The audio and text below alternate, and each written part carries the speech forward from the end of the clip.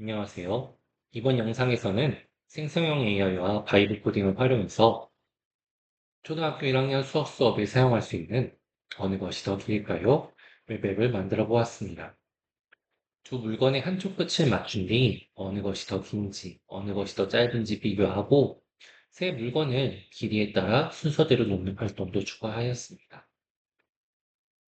1학년 학생들은 두 물건의 길이를 비교할 때 단순히 눈에 더 앞으로 나와 있는 물건이 길다고 생각할 수 있습니다. 하지만 길이를 바르게 비교하려면 두 물건의 한쪽 끝을 맞춰야 합니다. 이번 앱은 학생이 두 물건을 그냥 보는 것이 아니라 기준선에 맞추고 비교한 뒤 더 길다, 더 짧다라는 걸로 표현할 수 있도록 돕습니다. 이번 앱의 학습 목표는 세 가지입니다. 첫째, 두 물건의 길이를 비교할 때 한쪽 끝을 맞춰야 함을 이해합니다. 둘째, 두 물건을 보고 어느 것이 더 긴지, 어느 것이 더 짧은지 말합니다. 셋째, 세 물건을 길이에 따라 순서대로 놓습니다. 그래서 앱은 물건 보기, 끝 맞추기, 더 긴 것 고르기, 더 짧은 것 고르기, 비교 문장 만들기, 세 물건 순서대로 놓기의 흐름으로 구성하였습니다. 먼저 완성된 앱을 살펴보겠습니다. 두 물건 비교하기와 세 물건 순서 놓기를 나올 수 있도록 해보았고요. 두 물건 비교하기를 클릭하게 되면 처음에는 초록색 리본과 빨간색 연필이 놓아져 있는데요. 비교하기 전에 한쪽 끝을 맞춰요라는 메시지가 나오고 끝 맞추기를 클릭하게 되면 깔끔하게 끝이 맞춰집니다. 그 다음 문제로는 어느 것이 더 길까요? 라는 문제가 나왔고 우리는 초록색 리본이 더 길다고 선택했을 시에 정답이라는 메시지가 출력되는 것도 확인할 수 있었습니다. 다음으로는 어느 것이 더 짧을까요? 빨간색 연필과 초록색 리본 중에 빨간색 연필이 더 짧죠? 제가 오답을 일부러 클릭하게 되면 다시 한번 잘 보고 판단할까요? 라는 메시지가 출력될 수 있도록 하였고요. 빨간색 연필이 더 짧다고 한다면 정답이 출력되도록 하였습니다.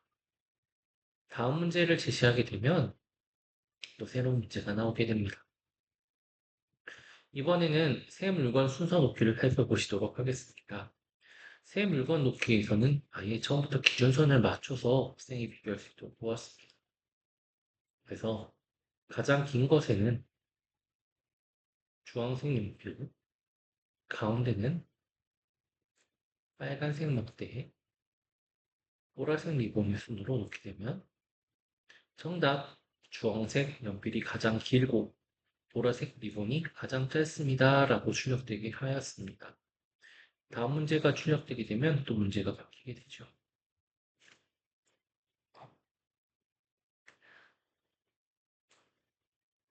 그러면 어떻게 프롬프트를 입력했는지 살펴보시도록 하겠습니다. 이 앱 같은 경우는 약간의 수정 과정이 있었어요. 맨 처음부터 앱이 완벽하게 작동되었던 게 아니에요.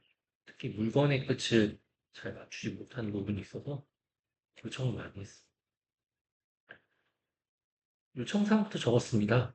초등학교 1학년 수업에서 사용할 어느 것이 더 길까요? 길이 비교 웹앱을 만들어 주세요. 대상은 초등학교 1학년 학생이고 물건의 길이를 비교하는 활동을 처음 배우는 학생이며 길다, 짧다란 말을 표현하는 것이 필요한 학생이고 두 물건 혹은 세 물건의 길이를 비교하는 학생으로 적었습니다.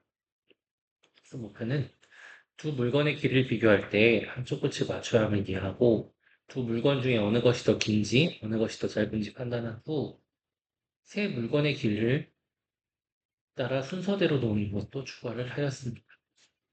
기술 조건은 필요한 부분은 적었고요. 중요한 수학 조건에 있어서 이 앱은 자로 길이를 재는 앱이 아니라 길이를 눈으로 비교하고 길다 짧다로 표현할 활동임을 다시 한번 명시하였습니다.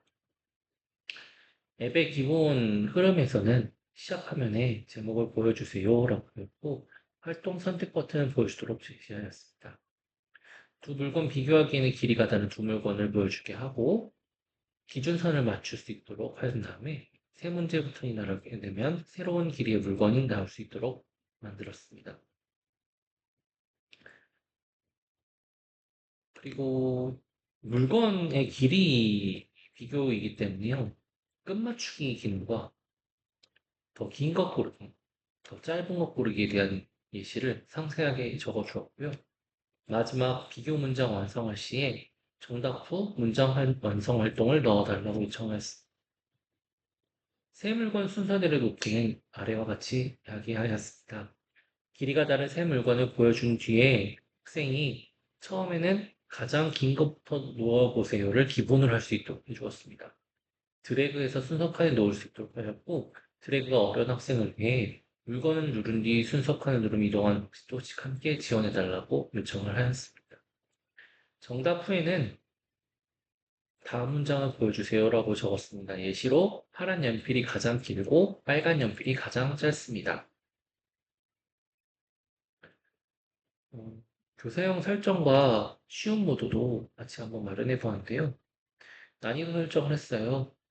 글씨 동고 여러 가지 질문, 큰 글씨 한 가지 질문만 할 수 있도록 해주고, 물건 모양도 연필, 막대, 리본 섞어서와 연필만, 막대만, 리본만 선택할 수 있도록 해주었습니다. 길이 차이는 아주 명확하게 차이 나는 것과 보통으로 구분을 하였습니다. 총 문제 수는 5가지로 적었는데요. 3문제, 10문제까지 설정할 수 있도록 만들어 보았습니다.